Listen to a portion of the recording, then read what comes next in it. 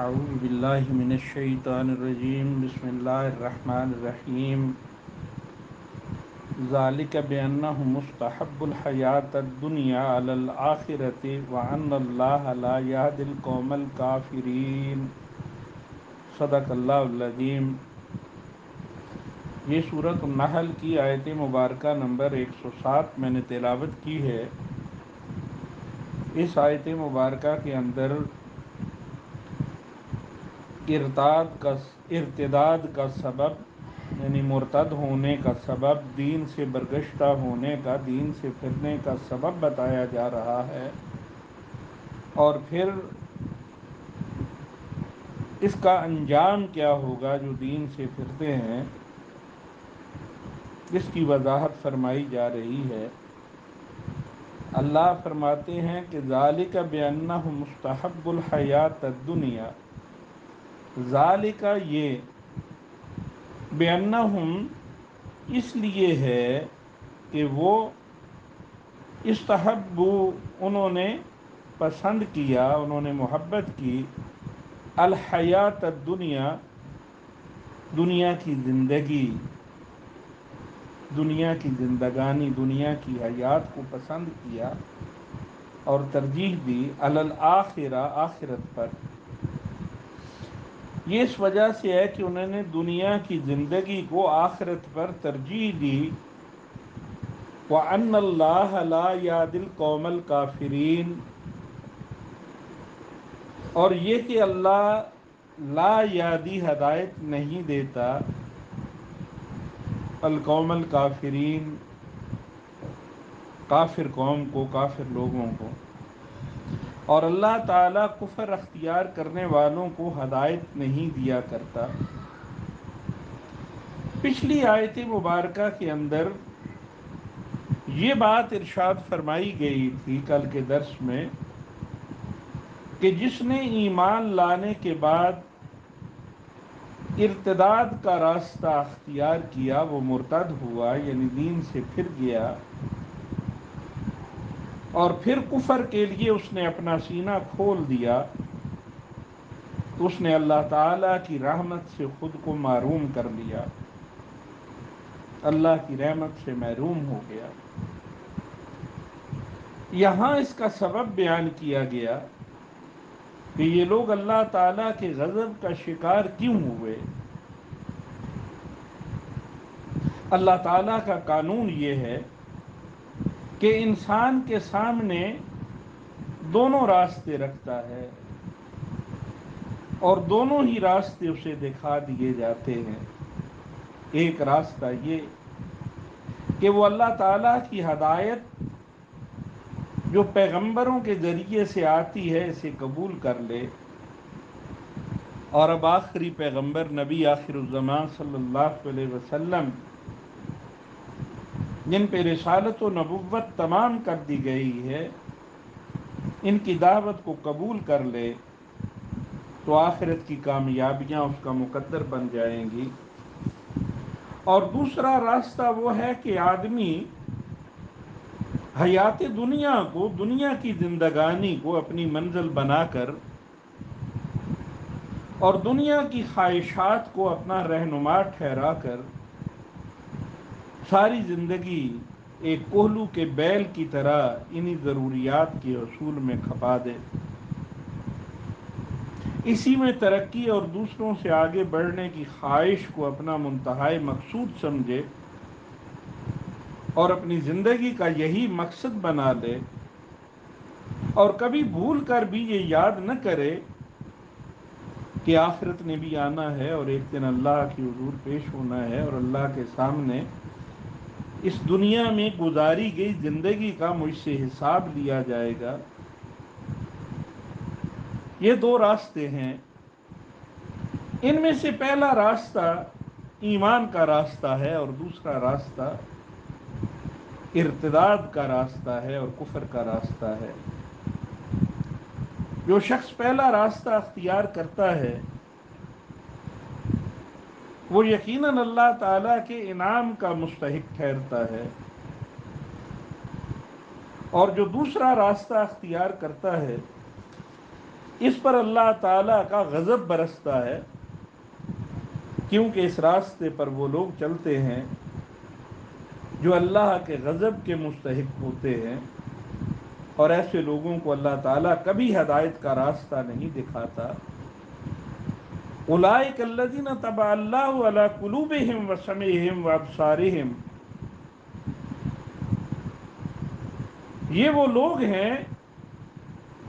کہ طبع اللہ علی قلوبہم، اللہ نے ان کے دلوں پہ مہر لگا دی ہے، وسمعہم، اور ان کے قوت سماعت پر بھی، وابصارہم، اور ان کی آنکھوں پر بھی۔ اولئک هم الغافلون، یہ واقعی آخرت سے غافل لوگ ہیں، یعنی جو لوگ اسلام قبول کرنے کے بعد پھر کفر کا راستہ اختیار کرتے ہیں، وہ در حقیقت روشنی کے بعد اندھیروں کے مسافر بن جاتے ہیں۔ ان پہ دین کی حقیقت کھلی تھی، انہیں صراط مستقیم ملی تھی، سیدھے راستے پہ کاربند ہو گئے تھے، لیکن پھر اس راستے کو چھوڑ کے بھٹک گئے اور اندھیروں میں ٹامک ٹوئیاں مارنے لگے۔ ان کی آنکھوں نے حقائق کو دیکھا، لیکن انہوں نے آنکھیں موند لی، آنکھیں بند کر لی۔ ان کے کانوں نے نغمہ سرمدی سنے، قرآن حکیم میں توحید کے جو اعلانات تھے، توحید کے جو راگ تھے، وہ ان کے کانوں سے ٹکرائے۔ قرآن نے اپنا رس ان کے کانوں میں گھولا، لیکن انہوں نے اپنے کان بند کر لیے۔ ان کے دلوں نے انوار الہی کے جلوے اور تجلیات دیکھیں، قرآن حکیم میں جو انذار کی آیات تھیں اور تبشیرات تھیں وہ ساری سنی۔ عذاب اخروی جو دین سے برگشتہ ہونے پر تھے وہ سارے انہوں نے اپنے کانوں سے سنے بھی اور اپنی آنکھوں سے قرآن حکیم میں پڑھے بھی، اور دین متین سمجھانے والوں نے انہیں وہ باتیں سمجھائیں بھی، لیکن یہ ہر طرف سے کٹ کر صرف اپنی خواہشات نفس کے بندے بن گئے اور اپنی خواہشات پہ چلنے لگے۔ تو پھر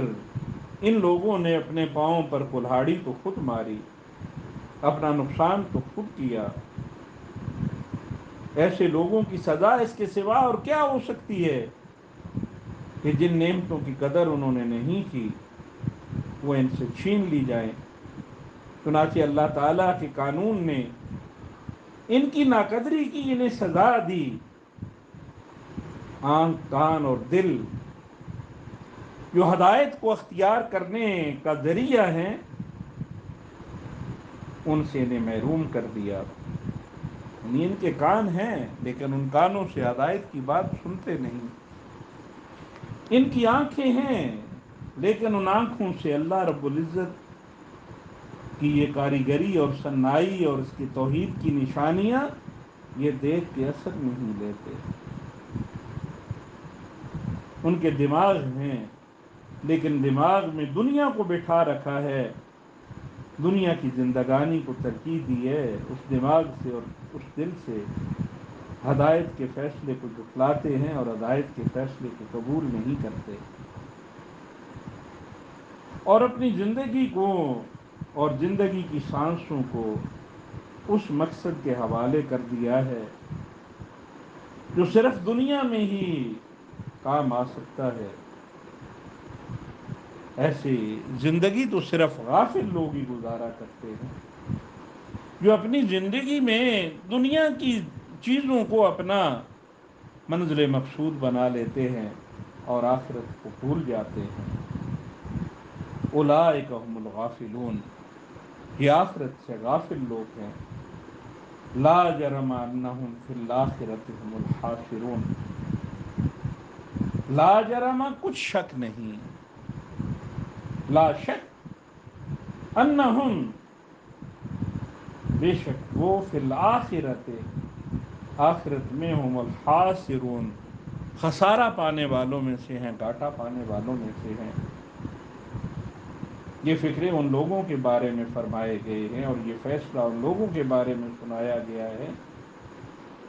جنہوں نے راہ حق کو کٹھن پا کر ایمان سے توبہ کر لی تھی۔ ہم کیسے کریں جہاد، ہم کیسے اللہ کے راستے میں یہ روزے رکھیں، تکالیف برداشت کریں، اللہ کے دین کی سربلندی کے لیے کیسے جہاد کریں اور اپنی جان ہتھیلی پہ رکھ کے دشمنوں کے مقابلے میں ڈٹ جائیں۔ انہوں نے اپنی دنیوی زندگی کو اور دنیا کی نعمتوں کو ترجیح دیتے ہوئے اور ان سے محبت کرتے ہوئے آخرت سے منہ موڑ لیا اور غفلت میں ٹامک ٹوئیاں کھانے لگے، ڈبکیاں لینے لگے۔ اب ان کے پاس اس طرز عمل کا منطقی نتیجہ یہ ہوگا کہ آخرت کی بلائیوں میں ان کے لیے کوئی حصہ نہیں۔ لا جرم انہم فی الآخرۃ هم الخاسرون، آخرت میں وہ گھاٹا پانے والوں میں سے ہیں۔ ثم ان ربک للذین ہاجروا من بعد ما فتنوا ثم جاہدوا وصبروا ان ربک من بعدها لغفور رحیم۔ پھر دوسرے کردار کا ذکر فرمایا، ثم پھر ان بے شک رب کا تمہارا رب، للذین ان لوگوں کے لیے، ہاجروا جنہوں نے ہجرت کی، من بعد ما فتنوا بعد اس کے کہ وہ ستائے گئے، ثم پھر جاہدوا انہوں نے جہاد بھی کیا اور اس میں جتنی مشکلات آئیں وصبروا اس پہ صبر کیا، ان ربک من بعدها لغفور الرحیم، بے شک تمہارا رب من بعدها اس کے بعد لغفور الرحیم بخشنے والا اور نہایت مہربان ہے۔ یہ ان لوگوں کا ذکر ہے جو مکہ مکرمہ کے اندر آقا نامدار صلی اللہ علیہ وسلم کی دعوت کو قبول کر کے اس دین اسلام میں داخل ہوئے تھے۔ دین میں داخل ہوتے ہی ان پہ مشکلات کے پہاڑ آ گرے اور مصائب و آلام نے ان کو گھیر لیا کہ جتنے لوگ تھے انہیں دین کے لیے ستایا گیا، دین کی قبولیت کے لیے ان پہ زندگی تنگ کر دی گئی، آزمائشوں کے دروازے ان کے لیے کھل گئے اور مشرکین مکہ اور بڑے بڑے سردار ان کو دین اسلام سے پھیرنے کے لیے ایڑی چوٹی کا زور لگانے لگے۔ ابتداً لالچ بھی دیے، سفارتی تعلقات استعمال کیے، پھر مشکلات اور مصیبتیں ان کے لیے کھڑی کر دیں، قطع تعلقیاں کی، زندگی اجیرن کر دی گئی۔ تو آقا نامدار صلی اللہ علیہ وسلم نے ان غریب لوگوں کو جو مشکلات کی چکی میں پس رہے تھے ابشا ہجرت کرنے کی اجازت دے دی۔ انہوں نے اللہ کے راستے میں ہجرت کی اور پھر ہجرت کے بعد اللہ کے راستے میں جہاد بھی کیا۔ ان راہ حق میں آنے والی آزمائشوں اور مصیبتوں کو اور ان تمام مراحل کو انہوں نے صبر سے جھیلا اور صبر سے طے کیا۔ اللہ تعالیٰ انہیں ان کی قربانیوں اور سرفروشیوں کا ضرور اجر دیں گے، انہیں بخشش عطا فرمائیں گے اور ان کے لیے مغفرت کے دروازے کھول دیں گے، ان کی طرف نظر رحمت فرمائیں گے۔ دراصل یہ اللہ تعالیٰ کے مقبول بندوں کی تصویر کشی کی جا رہی ہے جنہوں نے حیات دنیا کو حیات آخرت پر ترجیح دی،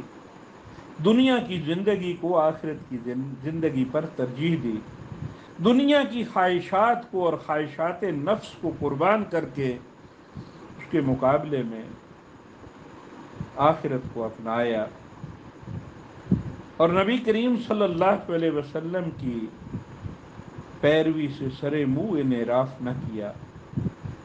دنیا کی دلچسپیاں اور دنیا کی بڑائیاں یہ جتنی تھیں ان سب کو قربان کر دیا، وہ ان کا حاصل زندگی نہ بنی، بلکہ انہوں نے اپنا حاصل زندگی آخرت کو بنا لیا۔ اور دوسرا گروہ وہ تھا جن کی ساری دلچسپیاں، جن کی سارے مقصود صرف دنیا کا حصول تھے، اولاً تو وہ ایمان کے قریب ہی نہیں آئے، اور کبھی ایمان قبول کر کے مومنین کی صف میں شامل ہوئے تو بھی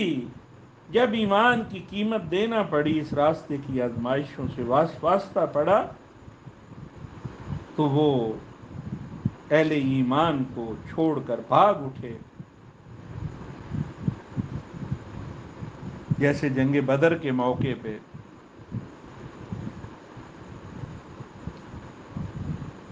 اللہ رب العزت نے اہل ایمان کو تو آزمایا، انہوں نے اپنی جان ہتھیلی پہ رکھ کے جان اللہ کے سپرد کرنے کے لیے یہ تیار ہو گئے۔ ان دونوں گروہوں کے بارے میں رب العالمین نے قرآن کریم کے اندر نقشہ کشی کی ہے کہ پہلا گروہ جنہوں نے ہجرت کی، ستائے گئے، جہاد کیا، ان ساری مصائب کو اپنے سینے سے لگا کے اللہ کے راستے میں صبر کیا، اللہ ان پہ تو انتہائی غفور اور رحیم ہے، جبکہ دوسرے جو لوگ ہیں ان کے لیے انجام کار اچھا نہ ہوگا۔ ایسے لوگ اللہ تعالیٰ کی نگاہ میں بدترین خلائق ہیں، ان کا انجام یقیناً اس کے سوا کچھ نہیں ہوگا کہ وہ آخرت میں ناکامیوں اور حسرتوں کی تصویر بنے ہوئے ہوں گے۔ وہ چاہیں گے کہ ہمیں کسی ذریعے دنیا میں بھیجا جائے، ہم نیک اعمال کر کے آئیں گے، لیکن نیک اعمال کی مہلت وہ ختم ہو چکی ہوگی، فرشتے انہیں پھر جہنم کی طرف دھکیل دیں گے، اور انہیں یہ بتایا جائے گا کہ دنیا کی زندگانی میں تمہارے پاس اللہ کے پیغمبر بھی آئے، تمہیں نیک لوگ اس راستے کی طرف بلاتے رہے، میرا پیغام سناتے رہے، میری آخری کتاب سے تمہیں دعوت دیتے رہے، لیکن تم نے اس طرف کان نہیں دھرے، تم دنیا کی زندگی کے پیچھے ریجھ گئے، اسے حاصل کرنے کے لیے اپنی ساری صلاحیتیں صرف کرتے رہے، تو اب اس جہنم کے عذاب کا مزہ چکھو تم، اور اس میں تم نے ہمیشہ کے لیے رہنا ہے، یہ تمہارے لیے ہمیشہ ہمیشہ کی جگہ ہے، کیونکہ تم اللہ کے دین کو جھٹلاتے تھے اور صحیح راستے کو تم قبول نہیں کرتے تھے، اور اس صحیح راستے کو اپنا کے پھر تم غلط راستے پہ چل پڑے تھے۔ اس کے اولی مخاطب تو اہل مکہ ہیں اور وہ پہلے مہاجر ہیں، لیکن چونکہ قرآن حکیم قیامت تک رہنمائی ہے اور قیامت تک یہ انسانوں کے لیے راہ ہدایت ہے، اب بھی وہ مسلمان جو کسی جگہ پہ کسی غیر حکومت کی دباؤ کی وجہ سے اسلامی زندگی گزارنے میں مشکلات محسوس کریں اور وہاں سے ہجرت کر جائیں جہاں پہ اسلام کے مطابق زندگی گزاری جا سکتی ہے، ان کے لیے آج بھی یہی اجر ہے، اور اس دنیا کی زندگی میں رہتے ہوئے اور کسی جگہ پہ رہتے ہوئے اسلامی اصولوں پہ کاربند ہونا، اسلامی اصولوں کے مطابق زندگی گزارنا، یہ زندگی گزارنے کے لیے موجودہ معاشرے کے اندر بھی مشکلات آتی ہیں، اور لوگ مختلف قسم کے آوازیں کستے ہیں کہ دیکھیں جی اس جوانی کی عمر میں داڑھی رکھتی ہے، جوانی کی عمر میں مسیتل بن گیا ہے، ہر وقت مسجد کی طرف دوڑا رہتا ہے، یہ تو بالکل مولوی اور ملا بن گیا ہے۔ عزیز نوجوانوں، میرے بیٹوں اور بیٹیوں، یہی وہ زندگی ہے کہ در جوانی توبہ کردن شیوائے پیغمبری، وقت پیری گرگ ظالم می شود پرہیزگار۔ یہ جوانی کی توبہ، جوانی کا عمل صالح، جب صلاحیتیں اور قوتیں ساری جوان ہوتی ہیں، اور جوانی میں اللہ رب العزت کو راضی کرنا یہ اللہ کو بہت مقبول ہے۔ رب العالمین کو وہ آنکھ جس سے اللہ کے خوف سے آنسو گرے اور نوجوانی میں گرے، وہ آنکھ بڑی عزیز ہے۔ نبی کریم صلی اللہ علیہ وسلم کی حدیث کا مفہوم ہے کہ اللہ نے اس آنکھ پہ جہنم کی آگ کو، بلکہ جہنم کے دھوئیں کو بھی حرام کر دیا ہے۔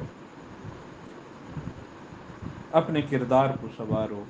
جب تم اس راستے پہ چلو گے، دین کا کام کرو گے، دین کے ساتھ محبت کرو گے، یہ آزمائشیں اور تکلیفیں، یہ مصیبتیں، یہ آلام، یہ فکر بازیاں اور یہ رکاوٹیں تو تمہارے راستے میں آن کھڑی ہوں گی، لیکن تم نے ان رکاوٹوں کو نہیں دیکھنا، اللہ رب العزت کے احکامات کو دیکھنا ہے، اور ان احکامات کے لیے اپنی زندگی تم نے اللہ کے طریقے اور نبی کریم صلی اللہ علیہ وسلم کے نمونے کے مطابق ڈالنی ہے۔ اللہ سے دعا ہے کہ وہ ہمیں قرآن حکیم سمجھنے کی اور اس پہ عمل کرنے کی توفیق عنایت فرمائے۔ وآخر دعوانا ان الحمد للہ رب العالمین۔